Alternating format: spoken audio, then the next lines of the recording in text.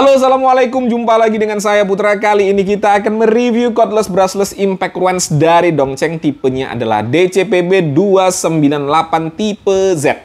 Kalau ada tipe Z di belakangnya berarti ini hanya unit only, tidak include baterai dan juga chargeran. Bisa dilihat juga dari kemasannya hanya dus biasa. Kalau yang paket lengkap itu kita mendapatkan koper ya untuk kemasan produknya. Nah, langsung saja kita unboxing, kita lihat apa saja yang kita dapatkan pada paket pembelian. Untuk kemasan produk dus biasa, di sini ada mereknya, ada tipenya, dan ada beberapa keterangan untuk spesifikasi serta fitur. Nanti kita akan bahas secara terperinci. Langsung saja kita buka. Di dalamnya sudah pasti ada kitab-kitabnya, ada bell clip ya, kita dapat bell clip. Lalu dapat kartu garansi, ada 2 lembar untuk mendaftarkan garansi. Yang satunya harus kalian kirim ya teman-teman ya. Untuk service center dari Dongcheng ada di 17 kota. Jakarta, Bandung, Semarang, Jogja, Klaten, Purwokerto, Surabaya, Jember, Denpasar, Medan, Jambi, Palembang, Tanjung Karang, Manado, Ujung Pandang, dan Jayapura. Lalu di sini udah kosong ya, langsung dapat unit. Nah, kurang lebih bentuknya seperti ini ya teman-teman ya. Mirip-mirip secara bentuk ya. Oh ya, ini kita juga dapat buku petunjuk penggunaan ya. Nah, ini masih berbahasa Inggris. Jadi bagi kalian yang tidak bisa bahasa Inggris seperti saya, bisa gunakan Google Translate. Nanti akan diterjemahkan oleh Mbah Google. Oke, itu aja yang kita dapatkan ya. Untuk build quality yang pertama kita lihat untuk material bahannya. Untuk anvil sudah pasti logam ya. Lalu untuk rumah gearboxnya, ini adalah coran aluminium yang di finishing dengan cat berwarna abu-abu. Untuk bodi utamanya, ini plastik yang berkualitas ya teman-teman ya. Di sini ada embosan merek Dongcheng. Tidak ada yang lebar-lebar, tidak ada yang renggang-renggang ya. Cakep untuk finishingnya. Lalu di sini ada bumper karet pada bagian belakang. Dan ada grip karet juga pada handle-nya ya. Dan untuk kualitas dari karetnya ini juga bagus ya teman-teman ya. Jadi kalau di kulit itu nyaman. Dan juga ini grippy ya. Lalu kita akan lihat untuk part-part yang bisa digerakkan. Yang pertama untuk forward and reverse. Tidak ada nyangkut untuk trigger. Triggernya juga smooth ya, lancar. Mantap untuk build quality-nya. Untuk fitur yang pertama pada anvil sudah dilengkapi dengan lubang pin untuk mengunci kunci shock. Lalu ada forward and reverse, putaran kanan, putaran kiri. Dan apabila posisi di tengah, dia akan mengunci triggernya. Sudah dilengkapi juga dengan LED light. Jadi apabila kita bekerja di tempat yang minim cahaya, dapat dibantu dengan LED light-nya. Ada variable speed pada trigger. Semakin dalam kita tekan, maka kecepatannya akan semakin kencang. Pada bagian kakinya di sini juga ada pengaturan elektronik. Apabila kita ke mode forward, dia ada 2 mode, high dan low. Lalu apabila kita posisikan ke reverse atau untuk membuka, ada 1 mode lagi. Nih.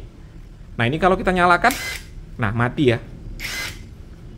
Apabila torsi tidak diperlukan lagi, maka otomatis akan mati. Ini menjaga agar baut yang kita buka tidak aus ya teman-teman ya.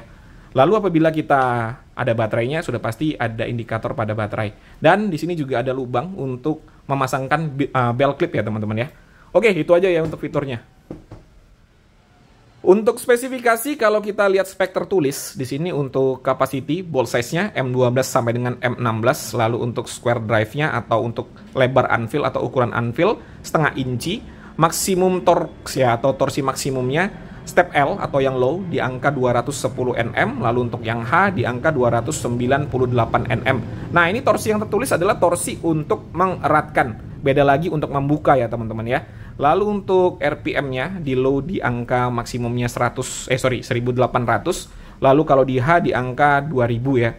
Nah, ini untuk impact frekuensinya. Kalau di low di angka 2400 per menit, kalau di H di angka 3000 per menit untuk berat 1,1 kilo. Nah, ini langsung saja kita uji untuk RPM-nya menggunakan alat ukur ya. Ini untuk baterainya sudah saya isi sampai full. Kita akan uji yang pertama itu di low ya. Apakah sesuai dengan spek tertulis? Kita lihat.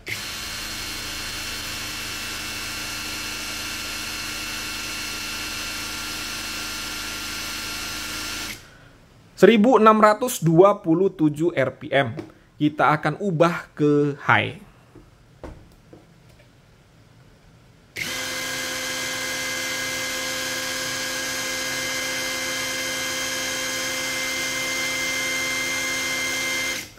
(1927 RPM).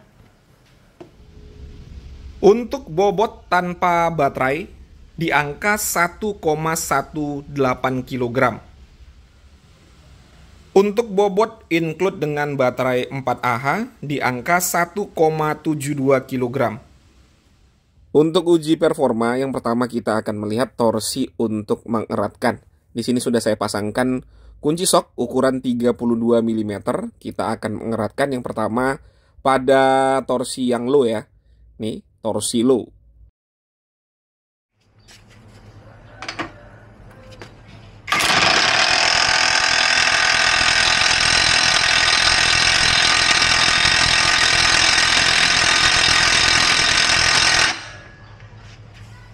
Oke, untuk torsi low sudah kita eratkan. Sekarang kita pindahkan ke torsi high. Yang high ya.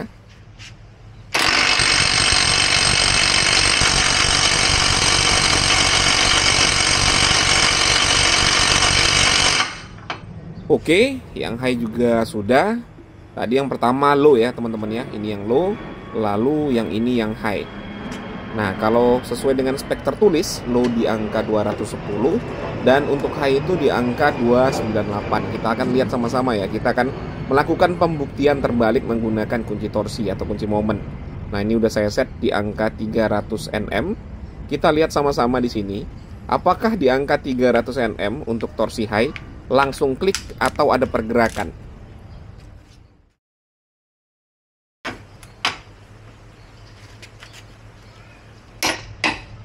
Ya, langsung bunyi ya teman-teman ya. Tidak ada pergerakan, langsung bunyi. Berarti untuk mengeratkan di mode high lebih dari 298. Ini 300 Nm langsung bunyi tanpa ada pergerakan. Nah, ini ya, bisa dilihat 300 Nm, saya set di angka 300 Nm. Sekarang kita akan ubah ke 210 Nm. Oke, sekarang sudah saya set di angka 210 Nm ya. Nah, ini kita akan uji untuk mode low-nya apakah sesuai atau tidak.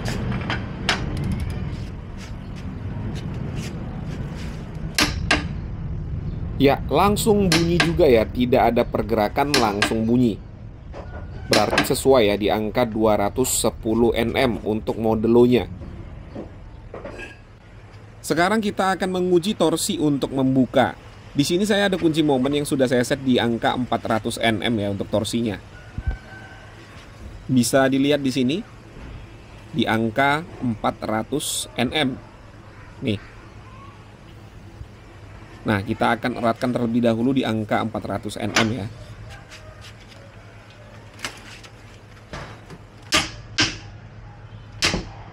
Ya, sudah klik di angka 400 Nm. Nah, ini ya. 400 Nm ya. Nih.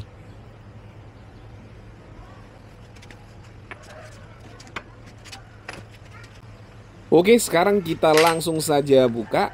Untuk modenya sudah saya set di mode high. Kita lihat sama-sama apakah 400 Nm bisa kebuka atau tidak.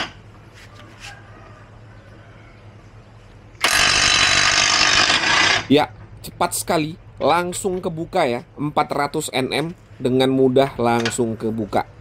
Kayaknya kita tambah lagi ya bebannya ya teman-teman ya, kalau 400 Nm terlalu ringan.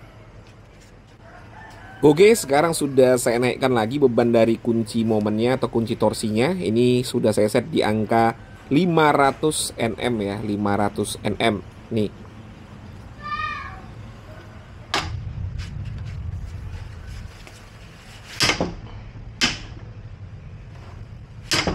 Oke, sudah klik ya, 500 Nm.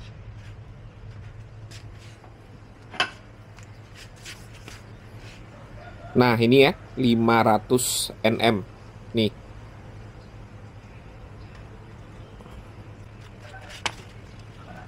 Untuk modenya tetap di mode high ya, teman-teman ya. Nih.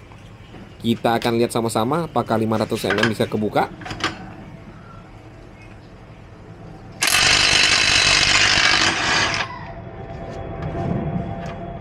Ya, 500 Nm juga kebuka dengan gampang, gak ada masalah.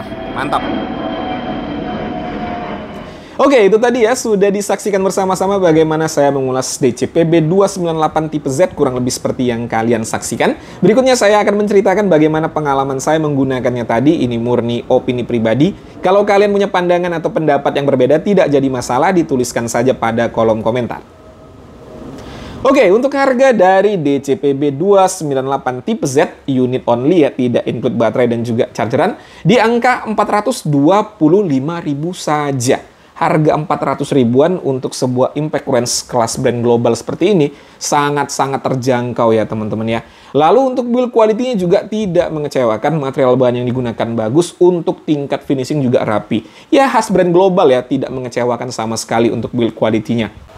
Untuk fitur juga begitu, tidak ada komplain untuk fiturnya, semuanya bekerja dengan baik pada saat kita gunakan tadi. Dan untuk spesifikasinya saya rasa juga sudah sesuai dengan spek tertulis. Ya memang untuk RPM-nya pada saat kita uji tadi kurang sedikit ya teman-teman ya. Namun pada saat kita gunakan di lapangan tidak ada masalah sama sekali. Terakhir, untuk performanya. Nah, ini juga mantap ya menurut saya performanya ya teman-teman ya. Jadi kalau digunakan untuk kegiatan otomotif ringan, bagi kalian yang hobi untuk gonta-ganti pelak mobil ya, saya rasa DCPB 298 ini sudah cukup ya teman-teman ya. Karena torsinya juga pas menurut saya untuk ganti-ganti pelak mobil. Ya kita tahu sama-sama untuk pelak mobil itu kan, atau roda mobil, itu tidak sampai 300 ya untuk torsi mengeratkannya. Karena kalau kita lihat spek yang diberikan oleh pabrikan ya untuk mengeratkannya itu palingan di angka 100-an sampai dengan 200-an. Kalau saya salah silahkan dikoreksi ya teman-teman ya. Karena saya pernah lihat di Google ya, untuk spek dari mobil saya, mobil sedan ya, saya lihat di situ hanya 100-an saja, 100-an Nm saja. Jadi kalau kita gunakan 298 ini ya saya rasa sudah lebih dari cukup. Lalu untuk torsi membukanya ya jelas ini lebih daripada torsi mengeratkan. Biasanya kalau impact range seperti itu ya teman-teman ya. Torsi membuka lebih kuat lagi atau lebih besar lagi dibandingkan torsi mengeratkan. Nah tadi kita uji di angka 400 Nm, masih sangat-sangat enteng ya. Masih sangat-sangat enteng untuk membuka 400 Nm. Jadi saya rasa dengan harga yang ditawarkan 425.000 ini sangat-sangat worth it ya. Ini sangat-sangat apa ya, recommended lah ya teman-teman ya. Apalagi kalau kalian sudah punya ekosistem baterai dari Dongcheng, ya beli unit only saja lebih hemat ya. Oke teman-teman ya, mungkin itu saja yang bisa saya sampaikan. Seperti biasa kalau ada pertanyaan dituliskan saja pada kolom komentar. Saya Putra, Assalamualaikum warahmatullahi wabarakatuh.